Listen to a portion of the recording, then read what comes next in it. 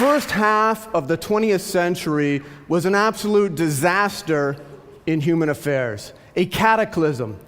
We had the First World War, the Great Depression, the Second World War, and the rise of the communist nations. And each one of these forces split the world, tore the world apart, divided the world, and they threw up walls, political walls, trade walls, transportation walls, communication walls, iron curtains, which divided peoples and nations. It was only in the second half of the 20th century that we slowly began to pull ourselves out of this abyss. Trade walls began to come tumbling down. Here is some data on tariffs, starting at 40%, coming down to less than 5%. We globalized the world. And what does that mean? It means that we extended cooperation across national boundaries. We made the world more cooperative. Transportation walls came tumbling down. In 1950, the typical ship carried 5,000 to 10,000 tons worth of goods. Today, a container ship can carry 150,000 tons. It can be manned with a smaller crew and unloaded faster than ever before. Communication walls, I don't have to tell you, the internet, have come tumbling down. And of course, the Iron Curtains, political walls, have come tumbling down. Now, all of this has been tremendous for the world. Trade has increased. Here's just a little bit of data. In 1990, exports from China to the United States, $15 billion. By 2007, over $300 billion. And perhaps most remarkably, at the beginning of the 21st century, really for the first time in modern history, growth extended to almost all parts of the world. So China, I've already mentioned, beginning around 1978, around the time of the death of Mao, growth 10% a year, year after year after year. Absolutely incredible. Never before in human history have so many people been raised out of such great poverty as happened in China. China is the world's greatest anti-poverty program over the last 3 decades. India, starting a little bit later, but in 1990, beginning tremendous growth. Incomes at that time, less than $1,000 per year. And over the next 18 years have almost tripled, growth of 6% a year. Absolutely incredible. Now, Africa, sub-Saharan Africa.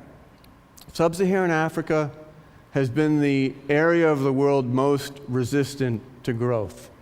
And we can see the tragedy of Africa in the first few bars here. Growth was negative. People were actually getting poorer than their parents, and sometimes even poorer than their grandparents had been. But at the end of the 20th century, the beginning of the 21st century, we saw growth in Africa. And I think, as you'll see, there's reasons for optimism, because I believe that the best is yet to come. Now, why? On the cutting edge today, it's new ideas which are driving growth. And by that I mean it's products for which the research and development costs are really high and the manufacturing costs are low. More than ever before, it is these types of ideas which are driving growth on the cutting edge. Now, ideas have this amazing property. Thomas Jefferson, I think, really expressed this quite well. He said, "He who receives an idea from me receives instruction himself without lessening mine, as he who lights his candle at mine receives light without darkening me." Or to put it slightly differently, one apple feeds one man, but an idea can feed the world. Now, this is not new. This is practically not new to TEDsters. This is practically the motto of TED. But what is new is that the greater function of ideas is going to drive growth and is even more than ever before. This provides a reason why trade and globalization are even more important, more powerful than ever before, and are going to increase growth more than ever before. And to explain why this is so, I have a question. Suppose that there are 2 diseases. One of them is rare, the other one is common, but if they're not treated, they're equally severe. If you had to choose, which would you rather have, the common disease or the rare disease? Common, the common. I think that's absolutely right. And why? Because there are more drugs to treat common diseases than there are to treat rare diseases. And the reason for this is incentives. It costs about the same to produce a new drug, whether that drug treats 1,000 people, 100,000 people, or 1 million people. But the revenues are much greater if the drug treats 1 million people. So the incentives are much larger to produce drugs which treat more people. To put this differently, larger markets save lives. In this case, misery truly does love company. Now, think about the following. If China and India were as rich as the United States is today, the market for cancer drugs would be 8 times larger than it is now. Now, we are not there yet, but it is happening. And as other countries become richer, the demand for these pharmaceuticals is going to increase tremendously, and that means an increased incentive to do research and development, which benefits everyone in the world. Larger markets increase the incentive to produce all kinds of ideas, whether it's software, whether it's a computer chip, whether it's a new design. For the Hollywood people in the audience, this even explains why action movies have larger budgets than comedies. It's because action movies translate easier into other languages and other cultures. So the market for those movies is larger, people are willing to invest more, and the budgets are larger. All right. Well, if larger markets increase the incentive to produce new ideas, how do we maximize that incentive? It's by having one world market, by globalizing the world. And the way I like to put this is one idea. Ideas are meant to be shared. So one idea can serve one world, one market.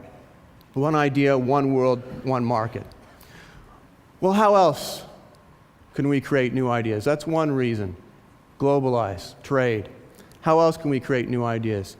Well, more idea creators. Now, idea creators, they come from all walks of life, artists and innovators, many of the people you've seen on this stage. I'm going to focus on scientists and engineers because I have some data on that, and I'm a data person. Now, today, less than 1/10 of 1% of the world's population are scientists and engineers. And the United States has been an idea leader. A large fraction of those people are in the United States. But the U.S. is losing its idea leadership. And for that, I'm very grateful. That is a good thing. It is fortunate that we are becoming less of an idea leader, because for too long, the United States and a handful of other developed countries have shouldered the entire burden of research and development. But consider the following. If the world as a whole were as wealthy as the United States is now, there would be more than 5 times as many scientists and engineers contributing to ideas which benefit everyone, which are shared by everyone. I think of the great Indian mathematician, Ramanujan. How many Ramanujans are there in India today, toiling in the fields, barely able to feed themselves when they could be feeding the world? Now, we're not there yet, but it is going to happen in this century. If you think, the real tragedy of the last century is this. If you think about the world, the world's population as a giant computer, a massively parallel processor, then the great tragedy has been that billions of our processors have been offline. But in this century, China is coming online, India is coming online, Africa is coming online. We will see an Einstein in Africa in this century. Here's just some data. This is China. 1996, less than 1 million new university students in China per year. 2006, over 5 million. Now think what this means. This means we all benefit when another country gets rich. We should not fear other countries becoming wealthy. That is something that we should embrace. A wealthy China, a wealthy India, a wealthy Africa. I mean, a greater demand for ideas, those larger markets I was talking about earlier, and a greater supply of ideas for the world. Now, you can see some of the reasons why I'm optimistic. Globalization is increasing the demand for ideas, the incentive to create new ideas, and investments in education are increasing the supply of new ideas. In fact, if you look at world history, you can see some reasons for optimism. From about the beginnings of humanity to 1500, zero economic growth, nothing. 1500 to 1800, maybe a little bit of economic growth, but less in a century than you expect to see in a year today. 1900s, maybe 1%. 20th century, a little bit over 2%.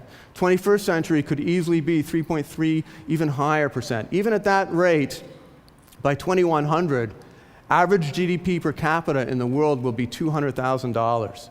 That's not US GDP per capita, which will be over $1 million, but world GDP per capita, $200,000. That's not that far. We won't make it, but some of our grandchildren probably will. And I should say, I think this is a rather modest prediction. In Kurzweilian terms, this is gloomy.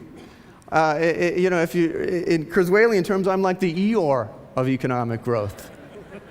Okay? All right, what about problems? What about a Great Depression? Well, let's take a look. Let's take a look at the Great Depression.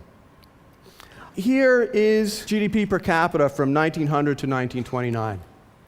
Now let's imagine that you were an economist in 1929 trying to forecast future growth for the United States, not knowing that the economy was about to go off a cliff, not knowing that we were about to enter the greatest economic disaster, certainly in the 20th century. What would you have predicted not knowing this? If you'd have based your prediction, your forecast on 1900 to 1929, you'd have predicted something like this. If you'd been a little bit more optimistic, say based upon the roaring 20s, you'd have said this. So what actually happened? We went off the cliff, but we recovered. And in fact, in the second half of the 20th century, growth was even higher than anything you would have predicted based upon the first half of the 20th century. So growth can wash away even what appears to be a Great Depression. All right, what else? Oil. This was a big topic when I was writing up my notes. Oil was $140 per barrel, okay? And so people were asking a question. They were saying, is China drinking our milkshake? Right? And there is some truth. There is some truth to this in the sense that we have something of a finite resource, and increased growth is going to push up demand for that. But I think I don't have to tell this audience that a higher price of oil is not necessarily a bad thing. Moreover, as everyone knows, look, it's energy, not oil, which counts. And higher oil prices mean a greater incentive to invest in energy R&D. You can see this in the data. As oil prices go up, energy patents go up. The world is much better equipped to overcome an increase in the price of oil today than ever in the past because of what I'm talking about. One idea, one world, one market. So I'm optimistic, so long as we hew to these two ideas, to keep globalizing world markets, keep extending cooperation across national boundaries, and keep investing in education. Now, the United States has a particularly important role to play in this. To keep our education system globalized, to keep our education system open to students from all over the world. Because our education system is the candle that other students come to light their own candles. Now remember here what Jefferson said. Jefferson said when they come and light our candles and light their candles at ours, they gain light and we are not darkened. But Jefferson wasn't quite right, was he? Because the truth is, when they light their candles at ours, there's twice as much light available for everyone. So, my view is be optimistic, spread the ideas, spread the light. Thank you.